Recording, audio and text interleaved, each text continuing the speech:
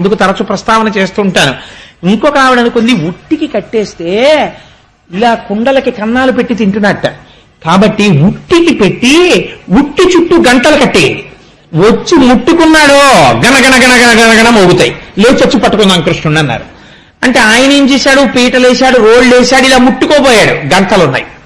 ఆయన చరాచర జగత్తునంతటినీ శాసించగలిగిన వాడు. అందుకని ఆయన అన్నాడు, ఓ గంటలారా మీరు మ్రోగకుడు అన్నాడు. అన్నాయి గంటలు.